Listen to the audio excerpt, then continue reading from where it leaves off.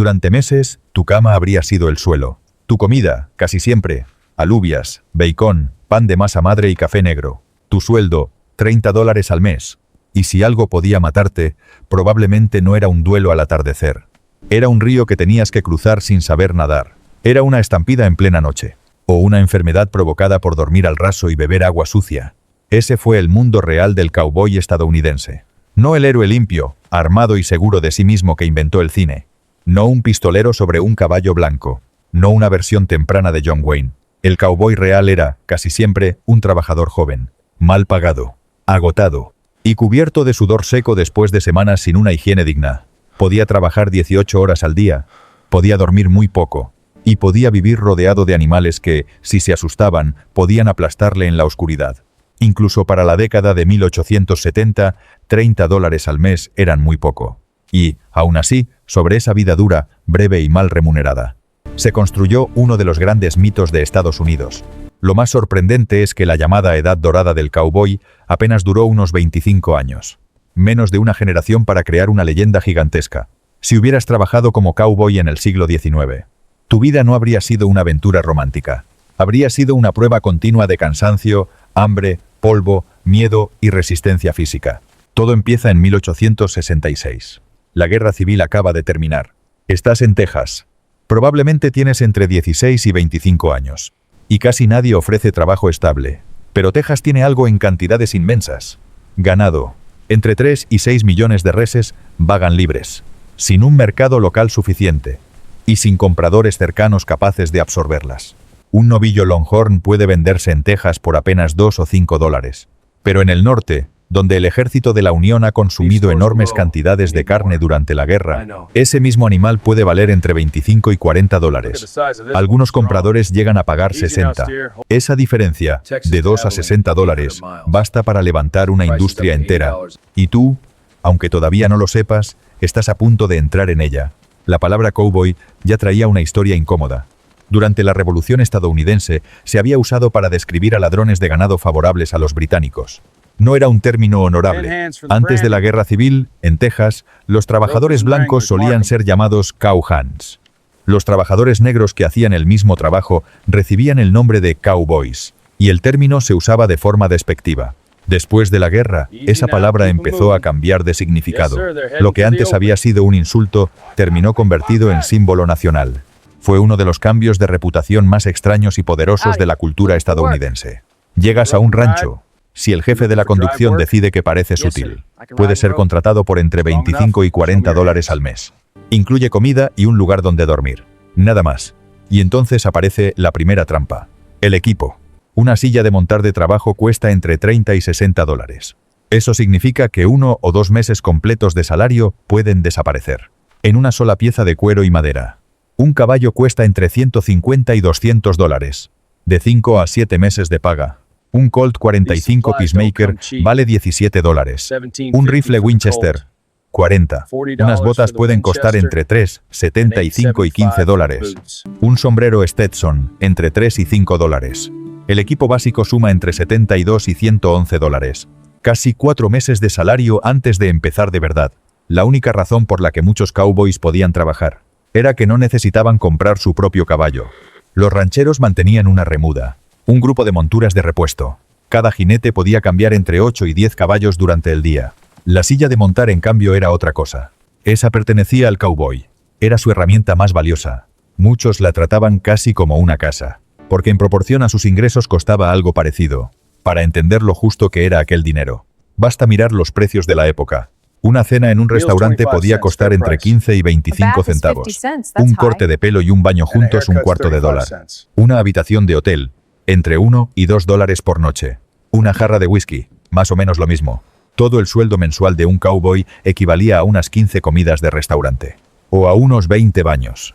Por eso, cuando por fin llegaban a un pueblo, muchos gastaban el dinero en cuestión de horas. La planificación para la vejez no formaba parte de aquella cultura.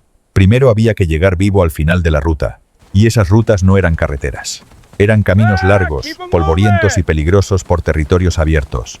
Ríos difíciles. Y tierras donde cada decisión podía costar animales, dinero o vidas. El Shawnee Trail fue uno de los primeros. Salía de San Antonio y subía hacia el norte. Pasaba por Austin, Waco y Dallas hasta Missouri. Funcionó desde la década de 1840 hasta aproximadamente 1873. Su final llegó cuando los granjeros de Missouri empezaron a bloquear los rebaños en la frontera. El ganado de Texas podía transportar una enfermedad transmitida por garrapatas. La fiebre de Texas. Una enfermedad que destruía el ganado del norte. Aquella ruta nunca se recuperó. La ruta más famosa fue el Chisholm Trail. Debe su nombre a Jesse Chisholm, un comerciante escocés y cherokee, que abrió una ruta de carretas por el territorio indio alrededor de 1864. Lo curioso es que Chisholm nunca condujo una sola vaca por ese camino. Aún así, su nombre quedó unido para siempre a una de las grandes vías ganaderas del oeste. Entre San Antonio y las terminales ferroviarias de Kansas había unas 800 millas. La ruta pasaba por Fort Worth y cruzaba el Río Rojo. Durante 2 décadas, entre 5 y 6 millones de reses recorrieron esa distancia a pie. Millones de animales moviéndose en una sola dirección, lentamente, levantando polvo durante meses. En 1866, Charles Goodnight y Oliver Loving abrieron otra ruta, y la hicieron deliberadamente larga. En lugar de avanzar directamente hacia el norte, atravesando territorio Comanche y Kiowa, el camino giraba hacia el suroeste, y cruzaba 90 millas de desierto sin agua en el llano estacado, antes de llegar a Fort Sumner, en Nuevo México.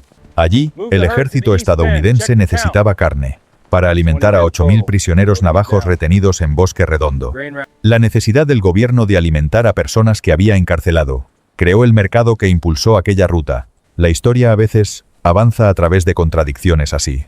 La muerte de Oliver Loving muestra el riesgo real de esos caminos. En el verano de 1867, mientras exploraba por delante del grupo, fue herido de muerte por comanches. Logró llegar con vida a Fort Sumner, pero la gangrena acabó con él el 25 de septiembre. Sus hombres no lo abandonaron. Construyeron un ataúd con latas de aceite de hojalata. Transportaron su cuerpo cientos de millas de vuelta por la ruta y lo enterraron en Weatherford, Texas. El 4 de marzo de 1868. Años después, Larry McMurtry construyó parte de Lonesome Dove, alrededor de la historia de Loving. La versión real ya tenía suficiente fuerza. Estas rutas atravesaban territorios comanches, kiowas, cherokees, creek y seminolas. Las naciones indígenas tenían razones claras para oponerse. Las conducciones de ganado pisoteaban tierras de cultivo. Los rebaños podían llevar enfermedades. Y al mismo tiempo, los búfalos de los que dependían muchas de esas comunidades habían sido exterminados de forma sistemática. Las raciones del gobierno se situaban, según se informó, en unos $3 por persona al año.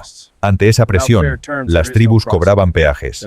Normalmente exigían unas cuantas cabezas de ganado por cada rebaño que cruzaba. Juana Parker de los Comanches cobró esos peajes y vendió derechos de pastoreo con tanta eficacia que llegó a reunir 100 caballos, 1000 reses y 250 acres. Goodnight negoció directamente con Parker. Acordaron que Goodnight proporcionaría carne de bisonte cada 2 días, a cambio de que los comanches dejaran en paz el rancho Ja. El acuerdo funcionó. En 1874, John T. Lytle abrió el Western Trail, con 3.500 Longhorns. Después de 1875, esa ruta se convirtió en la Gran Vía Ganadera. Su volumen total quizá superó incluso al Chisholm Trail, con una estimación de entre 5 y 6 millones de cabezas. En 1881, más de 301.000 reses pasaron por un solo punto de control del Río Rojo, llamado Doan's Crossing. Todas esas rutas alimentaban a un pequeño grupo de pueblos ganaderos en Kansas. Eran lugares que crecían y colapsaban a una velocidad extrema. Joseph McCoy construyó los corrales de Abilene en 1867. 4 años después, los vecinos firmaron una petición pidiendo que el comercio de ganado se marchara.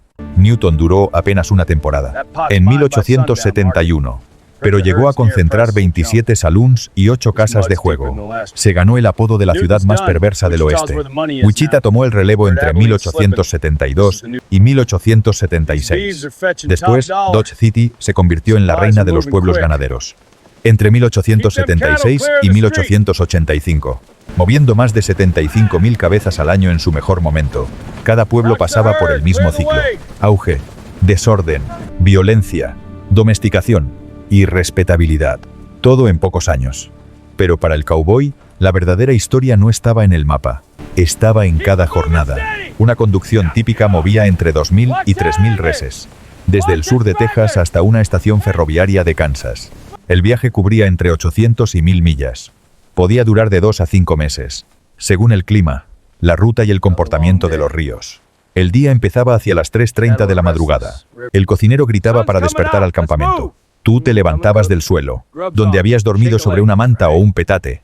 No había tienda, no había cama, solo tierra, frío, calor, lluvia o polvo. Dormir 5 o 6 horas ya era una buena noche.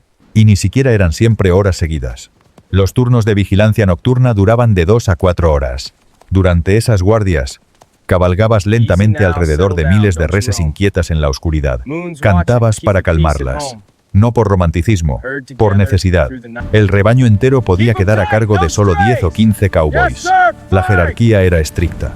El jefe de la conducción mandaba. El segundo lo apoyaba. Los jinetes de punta guiaban el frente. Los jinetes laterales controlaban los flancos. Los recién llegados solían recibir el peor puesto. La retaguardia, en la parte trasera. 3000 reses levantaban una pared de polvo tan espesa que se pegaba a la piel como una capa de pelo. Los cowboys que trabajaron allí hablaban de respirar partículas bovinas durante 16 horas seguidas. La imagen heroica del oeste se deshace bastante rápido. Cuando el aire que respiras parece hecho de tierra, pelo y estiércol seco, el rebaño avanzaba apenas de 10 a 15 millas al día. Ese ritmo desesperadamente lento era intencionado. Si se empujaba demasiado al ganado, los animales perdían peso. Y en la estación ferroviaria, el peso era dinero. Cada libra importaba. Por eso el jefe mantenía la marcha lenta, aunque para los hombres resultara interminable. En 1866, Charles Goodnight creó la carreta de cocina. A partir de una carreta militar Studebaker sobrante, le añadió una caja inclinada de provisiones en la parte trasera, con una tapa abatible que servía como mesa de trabajo. Dentro había estantes y cajones. Fuera, un barril de agua. Debajo, una lona para transportar leña y boñigas secas. Las boñigas eran estiércol seco de vaca.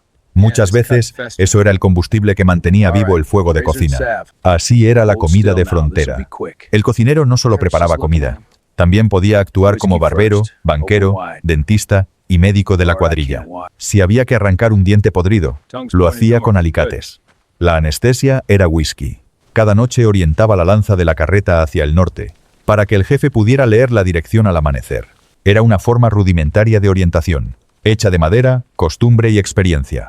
La comida casi nunca cambiaba. Desayuno: bacon, alubias, pan de masa madre y café negro. Comida: bacon, alubias, pan de masa madre y café negro. Cena: otra vez bacon, alubias, pan de masa madre y café negro.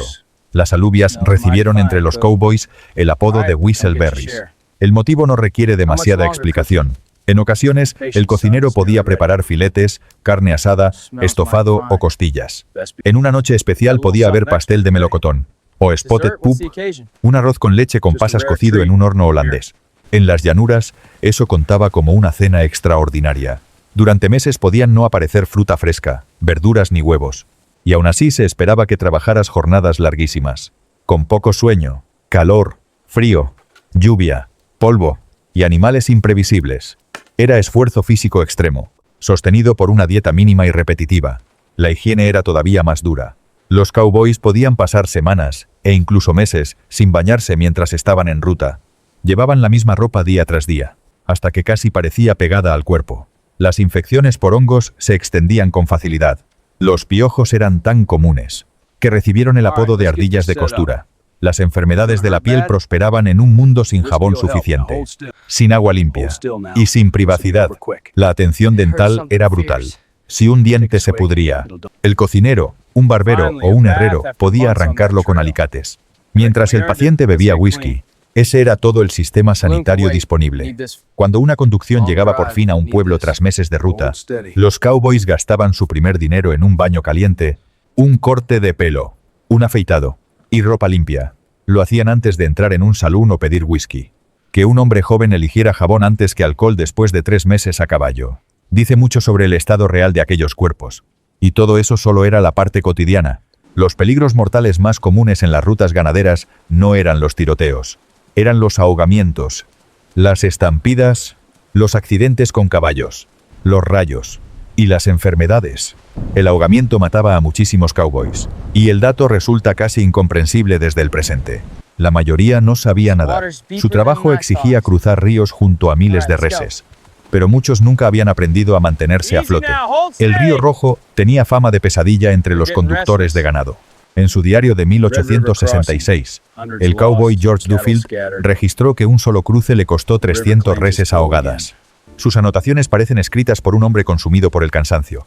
Estampidas, lluvia, animales perdidos, hambre.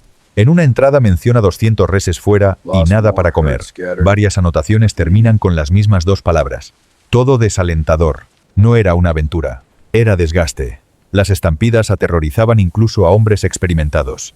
Bastaba una serpiente de cascabel, un fósforo encendido, un caballo sacudiéndose las moscas, un conejo saliendo de un arbusto, o un relámpago, para que miles de longhorns salieran corriendo en la oscuridad. Entonces tu trabajo era galopar junto a ellos y obligar al rebaño a girar en círculo hasta que se detuviera. Si caías, podías desaparecer bajo miles de pezuñas. Durante una estampida de 1879, John B. Kendrick recordó que solo veía electricidad brillando en las orejas de su caballo. Los relámpagos parecían moverse por el suelo bajo él, mientras las reses caían muertas a 25 o 30 pies de distancia. La balada Little Joe de Wrangler cuenta la historia de un joven jinete, encontrado bajo su caballo, aplastado hasta quedar irreconocible. La letra no salía de una fantasía. Ese tipo de muerte existía. Por eso los cowboys cantaban durante las guardias nocturnas. El ganado se asustaba con sonidos desconocidos, así que los jinetes mantenían una corriente constante de ruido familiar. Cantaban himnos y baladas como Sambas, Bury Me Not on the Long Prairie y The Old Chisholm Trail, una de las grandes canciones del mundo cowboy, Old Paint. Se vincula a Charlie Willis, un hombre negro que la aprendió conduciendo ganado en la década de 1870 y la transmitió en 1884. Los rayos eran otro terror de las llanuras abiertas. Un hombre a caballo podía convertirse en el punto más alto en kilómetros. El fuego de San Telmo, que los cowboys llamaban Foxfire, aparecía durante las tormentas sobre los cuernos del ganado y las orejas de los caballos. Joseph McCoy describió la posición del cowboy en una tormenta eléctrica nocturna como mucho más dura que romántica, con bolas luminosas saltando entre las puntas de los cuernos. La enfermedad actuaba de forma más silenciosa. Neumonía, cólera, disentería, fiebre tifoidea y viruela podían aparecer por dormir al aire libre y beber agua contaminada. Un historiador lo resumió con claridad. Para un cowboy, la muerte llegaba más a menudo, en la forma poco romántica de la neumonía. Y si no morías, el trabajo podía dejarte dañado. Huesos rotos que sanaban sin médico, llagas crónicas por la silla, espaldas destrozadas, hernias, mordeduras de serpiente de cascabel, congelación, golpes de calor, hemorroides tan graves por pasar meses a caballo, que los cowboys las temían, aunque casi nunca hablaban de ellas en público.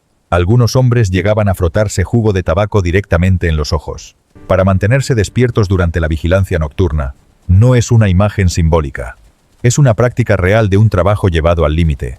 También hay otra parte de la historia que Hollywood redujo o borró. La fuerza laboral cowboy no se parecía a la imagen dominante del cine. Un tercio de todos los cowboys no eran blancos. Aproximadamente el 25% eran negros o afroamericanos. Entre el 15 y el 20% eran hispanos o mexicanoamericanos. También hubo nativos americanos en las rutas, aunque no existe una cifra fiable para contarlos. Y hay un hecho fundamental. Los vaqueros mexicanos inventaron el oficio. Las técnicas, buena parte del equipo y gran parte del vocabulario procedían de tradiciones ganaderas españolas que se remontaban al siglo XVI. Lazo, lariat, rodeo, chaps, bronco, corral, mustang, bucarú, ranch, remuda, estampede. Todas esas palabras tienen origen español. El cowboy estadounidense, como oficio y como conjunto de habilidades, nació de una tradición mexicana.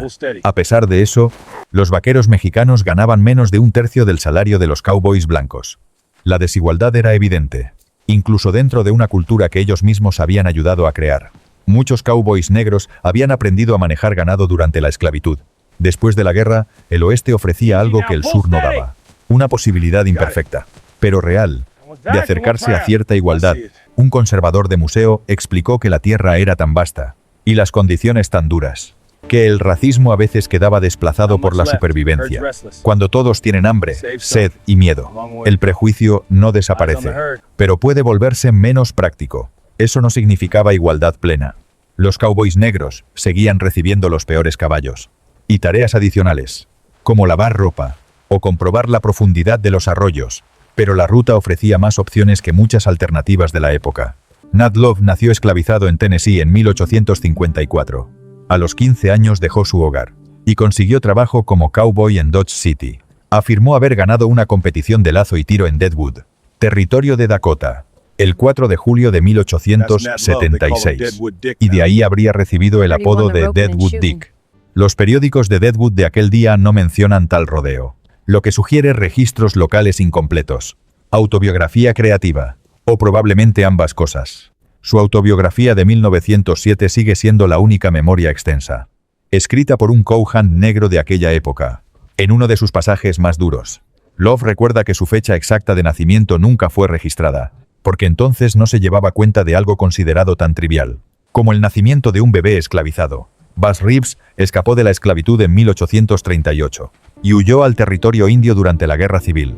En 1875 se convirtió en uno de los primeros alguaciles federales negros, al oeste del Mississippi. Durante 32 años realizó aproximadamente 3.000 arrestos y mató a 14 forajidos, sin recibir él mismo una herida. Medía 6 pies y 2 pulgadas. Era ambidiestro y no sabía leer, pero memorizaba cada orden de arresto que llevaba. También usaba disfraces para localizar fugitivos. Cuando su propio hijo cometió asesinato, Reeves lo arrestó personalmente. Muchos historiadores lo citan como una posible inspiración del llanero solitario. Bill Pickett, de ascendencia afroamericana y cherokee, inventó el bulldogging, la lucha con novillos. Después de observar cómo los perros pastores mordían el labio superior de los animales para controlarlos, el National Rodeo Hall of Fame lo incorporó finalmente como su primer miembro afroamericano, aunque durante su carrera muchos rodeos le impidieron competir por su raza. Bosse Icard, cowboy negro, cabalgó durante años como hombre de confianza de Charles Goodnight en la ruta Goodnight Loving. Cuando Icard murió, Goodnight pagó su lápida y mandó inscribir unas palabras que siguen siendo uno de los grandes tributos personales del oeste. Sirvió conmigo 4 años en la ruta Goodnight Loving. Superó a cualquier hombre que tuve en resistencia y fidelidad. Ahora llega el mito más resistente: el arma. En el cine, un cowboy dispara un revólver casi cada pocos minutos. En la ruta real, muchos cowboys iban desarmados. Granville Stewart, gobernador de Montana, calculó que no más de 10 de cada 100 cowboys poseían un revólver durante la década de 1880. En Wyoming y Montana, muchos sí llevaban rifle para cazar o defenderse de depredadores, pero la herramienta principal del cowboy no era una pistola, era el lazo. Charles Goodnight señaló que el cowboy medio no disparaba bien con revólver. Los mejores tiradores eran pistoleros profesionales, agentes de la ley y jugadores, precisamente personas que no pasaban el día arreando ganado. Los pueblos ganaderos además aplicaban controles estrictos sobre las armas. Dodge City, Tombstone, Abilene y Wichita prohibían llevar armas de fuego dentro de los límites urbanos. Los visitantes dejaban sus armas con las autoridades al entrar en el pueblo, casi como quien deja un abrigo en un guardarropa. El tiroteo de Loca Corral comenzó precisamente por la prohibición de armas en Tombstone, el rancho éxite de Texas, que se extendía por 3 millones de acres. Despedía a cualquier cowboy sorprendido con un arma en la propiedad. Entre 1870 y 1885, hubo 45 homicidios en total en las 5 principales ciudades ganaderas de Kansas. Según el historiador Robert Dykstra, eso equivale a 0,6 asesinatos por ciudad y por año. El salvaje oeste, si se mide por las cifras, fue mucho menos salvaje que su leyenda. Mientras los cowboys dormían en el barro por $30 al mes. Algunos hombres construían fortunas inmensas con el mismo ganado. Richard King fundó su rancho en 1853, comprando 15.500 acres por $300.